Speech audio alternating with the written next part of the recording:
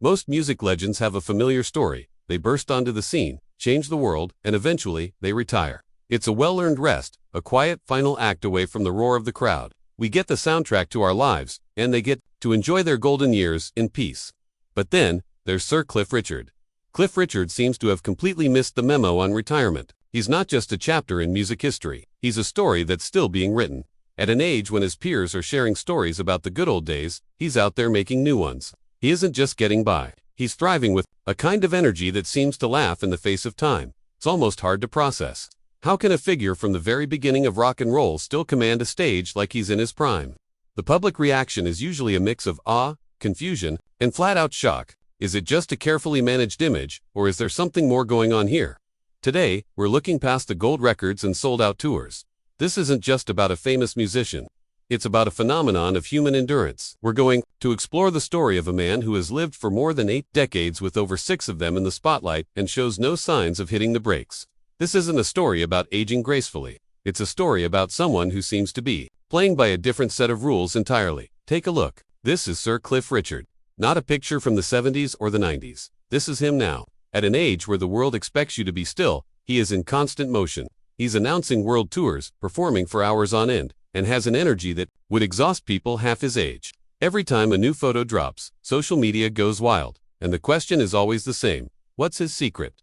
But it's not some simple trick. The answer is a complex mix of discipline, faith, and a resilience that was forged through an almost unimaginable ordeal. We're diving into the age-defying habits and relentless drive of the man they call the Peter Pan of pop. We'll look at his militant health routine, the ironclad mindset that keeps him going, and the emotional strength that got him through the darkest chapter of his life, a public trial that nearly destroyed him, but may have ended up making him stronger than ever. This is the story of how Cliff Richard isn't just surviving. He's staging the most remarkable comeback of all. A comeback against time itself. To really get why Cliff's energy today is so mind-boggling, you have to understand just how long he's been at the top. This isn't just some old rock star. He's practically a founding father of British pop music. His career wasn't just long, it spanned entire cultural eras. He was a rock and roll rebel before the Beatles even existed, and he's still a household name today. His story started not in London, but in Lucknow, India, in 1940, where he was born Harry Roger Webb. His family moved to a post-war England with next to nothing, starting over in a council house. But then, he heard Elvis Presley, and that sound changed everything. It was the birth of Cliff Richard, the performer. In 1958, at just 18 years old, he dropped Move It, a track that many consider Britain's first true rock and roll song. It was raw, rebellious, and an instant smash. Cliff, along with his band, The Shadows, became the biggest thing in the country. He was Britain's answer to Elvis, the moody, charismatic teen idol the nation was waiting for. What came next was total domination. Before the Beatles arrived and rewrote the rules, Cliff was the rules. Over 130 of his singles, albums, and EP have hit the UK top 20, a record no other artist has matched. He's had 14 UK #1 singles. Let that sink in. 14 times, he stood at the absolute peak of British music. He's the only singer to have a UK #1 single in 5 consecutive decades: the 50s, 60s, 70s, 80s, and 90s.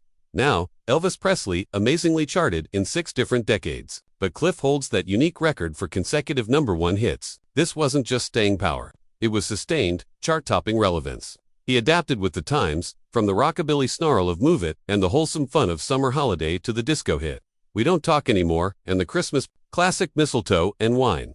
His worldwide record sales are estimated to be over 250 million, a figure that, while hard to verify perfectly, places him in the absolute top tier of music history. He even conquered the movies. Films like The Young Ones and Summer Holiday were massive cultural events, cementing his image as the clean-cut bachelor boy heartthrob. The title track from The Young Ones sold over 1 million copies in the UK alone. This early image is key to understanding why people are so shocked today. He was the poster boy for youth, the original Peter Pan of pop. That nickname stuck because he seemed frozen in time. Then, in the mid-60s, he made a decision that everyone thought would kill his career. He embraced Christianity. The rebel rocker softened his sound, and his faith became central to his identity. But he didn't fade away. He just found a new, more durable path, balancing his faith and his pop career. In 1995, he was knighted, becoming the very first pop star to receive the on-air sign that he was more than an entertainer. He was a national institution. This whole journey sets the stage for the man we see today. When people look at him, they don't just see an old man. They see the 18-year-old rebel, the 22-year-old movie star, and the beloved icon all at once, in one person who refuses to act his age. The gasp isn't just about how he looks, it's about seeing a constant presence from their entire lives, seemingly. Defy the one thing that gets us all in the end: time. Now, let's jump to the present. The black and white photos and grainy film clips feel like ancient history, but the man at the center of it all is still here, and he's not a relic, he's a work in progress. The most amazing thing about Cliff Richard isn't what he did, it's what he's doing. In late 2025, Sir Cliff is heading out on a major international tour. And get this, he'll be celebrating his 85th birthday while on the road. This isn't some quiet, one-off gig in a small club. This is the Can't Stop Me Now tour, a demanding multi-date run in huge arenas across Australia and New Zealand. Before finishing in the UK at iconic venues like the Royal Albert Hall, and tickets are flying off the shelves. The tour's title, Can't Stop Me Now, says it all. It's part promise, part challenge to anyone who thinks he should be taking it easy. He's not being gently guided into retirement. He's actively fighting it. In a recent interview, he laughed off the idea of big retirement announcements, joking that when artists do that, people just think, oh, they've run out of money. Cliff's plan: he'd rather just disappear for a couple of years and then, with no fuss, book the Albert Hall again. That attitude reveals everything. Performing isn't a job he retires from. It's just who he is. Every tour announcement and every new photo is met with the same reaction: pure astonishment at his energy. He moves on stage with a passion that hasn't faded one bit. This isn't a man just going through the motions. He genuinely loves this. Think about what it takes for a man in his mid-80s to pull this off. A 2-hour concert is a physical marathon, requiring incredible stamina and vocal strength. Add to that the long-haul flights across time zones and living out of a suitcase. It's draining for a musician of any age. His take on getting older is refreshingly blunt. Some people just don't age well, but you can still age and be happy, he said. He accepts that he's getting older but refuses to let a number define him. When asked on TV if he worried about it, he did a little dance and said, "I will one day die, but I haven't decided when." That mix of being realistic but cheekily defiant. That's Cliff in a nutshell. He knows he's lucky to be in good health, but he also knows it's not an accident. Luck does come your way, he said, but you need to grab it by the throat. You have to actually work at it still. And work at it he does.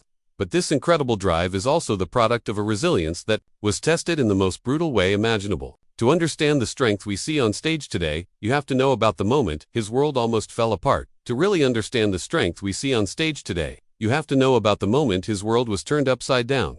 In August 2014, Cliff was at his home in Portugal when he turned on the TV and watched in horror as news helicopters circled his apartment in England while police conducted a raid. The invasion of his home was broadcast live for the world to see. He hadn't been arrested, he hadn't been charged. At that moment, he didn't even know what he was being accused of. The raid was connected to a historical sexual assault allegation. The BBC had been tipped off by police, cutting a deal to film the raid in exchange for holding the story. The fallout was instant and devastating. Cliff said it felt like watching his home be ransacked by burglars, a violation that left him feeling forever tainted. In a single moment, a 60-year career built on a spotless reputation was on the verge of ruin. The emotional toll was crushing. He described collapsing on his kitchen floor, sobbing, feeling like he was trapped in a pit he couldn't escape. He lost weight, broke out in a painful case of stress-induced shingles, and barely slept, terrified that the stress would trigger a fatal heart attack. He became a recluse, too ashamed to be seen in public. "I was portrayed as a sex offender around the world before I had even been questioned by the police," he later said. The legal nightmare dragged on for nearly 2 years. Through it all, he leaned on two things: his friends and his Christian faith. He remembers his friend, Father John Macklin, finding him on the floor and asking him directly if the accusation was true. When Cliff said no, his friend's response was simple: "Then I believe you. God believes you. Stand up. You can do this." It was a lifeline. Ultimately, the case against him was dropped due to a lack of evidence. He was never even arrested, but the damage was done. He knew that in the court of public opinion, that kind of accusation can stick, even when it's proven false. So he fought back. He sued the BBC for their sensationalized and invasive coverage of the raid. In 2018, a judge ruled in his favor, agreeing his privacy had been severely violated. He was awarded damages, and the BBC apologized.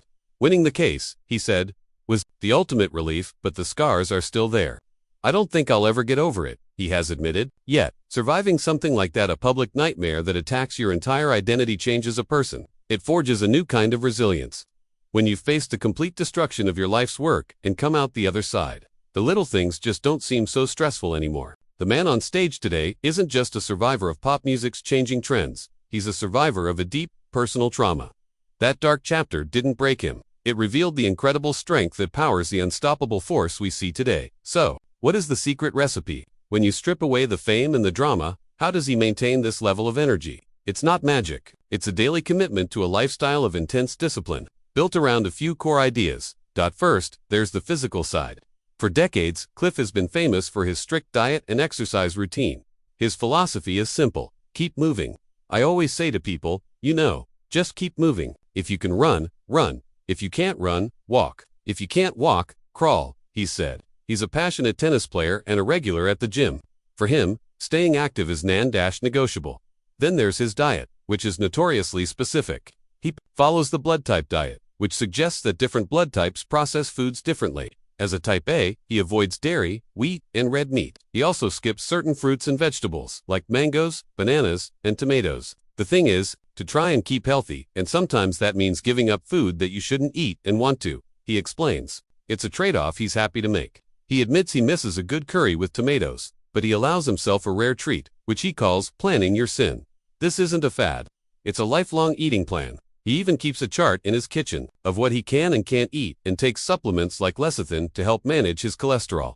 Next is his mental game. Physical health is one thing, but Cliff's mindset is just as important. He makes a conscious choice not to worry about getting older. I don't even know what I look like now, he once joked, but you don't have to look 20 to have fun. He focuses on being happy now instead of wishing for the past. His Christian faith has been his anchor for nearly 60 years, giving him a sense of peace and perspective. But maybe the biggest secret of all is his sense of purpose. Cliff Richard is always looking forward. He never stopped setting goals. The next album, the next tour. When people ask about retirement, his first instinct is to plan a show 2 years from now. Having lost his mother to dementia, he's determined to live a long, healthy life himself, and has even said he's aiming for 100. It's not just a hope. It's a goal he's actively working toward. This combination of a disciplined body, a positive mind, and a purposeful spirit is his true secret. It's a masterclass in how to live. He's living proof that aging isn't just something that happens to you, it's something you can actively shape with choice, discipline, and a belief in what's next. So, what do we make of Sir Cliff Richard today? His story is more than just a tale of a celebrity who's aged well. It's an incredible lesson in resilience, discipline, and the power of having a reason to get up in the morning. He started as a rebel, became a national treasure, and sold more records than almost anyone. He survived a public ordeal that would have broken most people and came out the other side stronger. And now, he stands not as a fragile piece of history, but as a vital force in the present. Getting ready to tour the world at 85, his life is a challenge to all our assumptions about getting older. He proves that passion doesn't have an expiration date. So yes, it's easy to gasp when you see him today, but the real story isn't just about how he looks. It's about a life lived with incredible discipline, grace, and a forward momentum that just won't quit. He is, in every sense of the word, a living legend. If you've been inspired by Sir Cliff Richard's incredible story of resilience and vitality, give this video a thumbs up and share it with someone who could use a little inspiration. For more stories about the legends of music who defy the odds, make sure to subscribe and hit that notification bell. We'd love to hear from you. What's your favorite Cliff Richard song or movie? Share your favorite Cliff memory in the comments below.